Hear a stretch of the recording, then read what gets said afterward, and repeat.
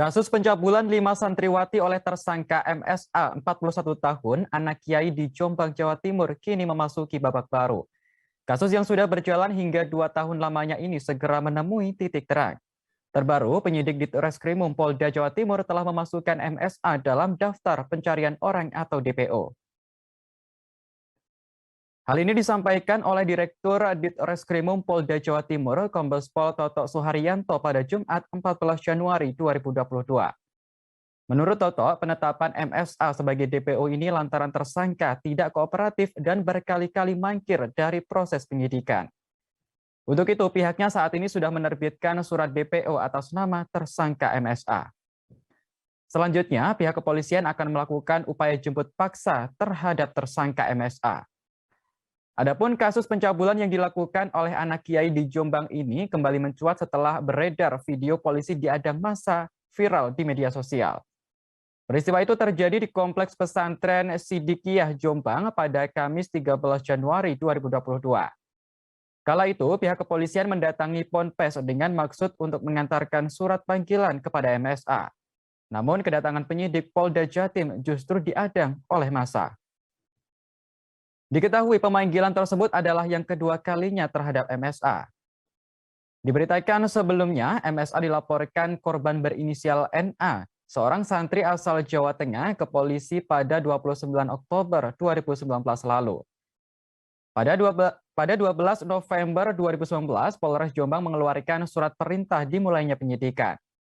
MSA dijerat dengan pasal berlapis, yakni tentang pemerkosaan dan perbuatan cabul terhadap anak di bawah umur, dengan pasal 285 dan pasal 294 KUHP.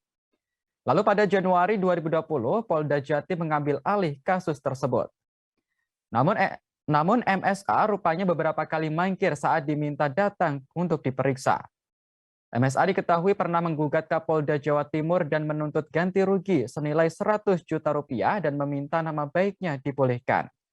MSA menyebut dirinya merupakan korban fitnah oleh Polres Jombang dan pemerintah Kabupaten Jombang, seusai dirinya ditetapkan sebagai tersangka pencabulan.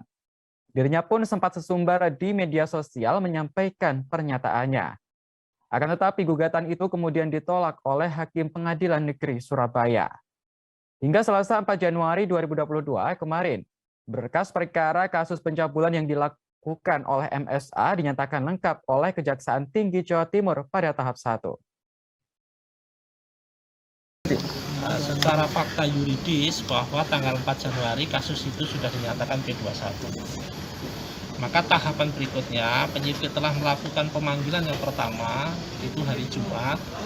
Kemudian hari Jumat tidak datang, yang bersangkutan lewat penasihat hukum memohon penundaan karena yang bersangkutan sakit, minta untuk sampai tanggal 10 Januari. Kemudian panggilan kedua tanggal 10 Januari kita telah layangkan, kemudian yang bersangkutan tidak hadir.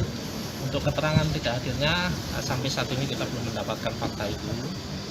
Kemudian kelanjutan dari fakta itu kita berharap kepada saudara tersangka untuk taat dan kooperatif menjalankan hukum ini karena kasus ini sudah P21.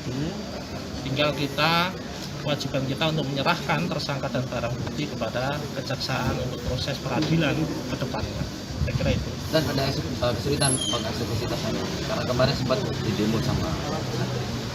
Saya kira bukan didemo ya. Kemarin penyidik memang untuk menjalankan surat perintah membawa karena yang bersangkutan tidak ada di tempat menurut keterangan yang ada di situ. Kemudian kita sudah menerbitkan DPO untuk proses selanjutnya kita akan melaksanakan upaya paksa. Tinggal teknis waktunya akan kita atur kemudian. Berkas yang kekurangan itu apa, Nan? Mungkin bisa jelaskan. Apa? Berkas yang kekurangan sehingga belum P21 sebelumnya itu. Itu teknis ya. Oh. Itu sudah cukup lah. Karena kasus sudah pernah P21. Harapan kita tinggal itu. Untuk tersangka untuk kooperatif dan taat terhadap proses hukum. Ada tenggat waktu sampai kapan ini nanti? Gimana? Ada tenggat waktu sampai kapan nanti dilakukan upaya paksa? Karena pola penyidik secepatnya kita akan laksanakan. Jangan lupa subscribe, share, komen, dan like ya.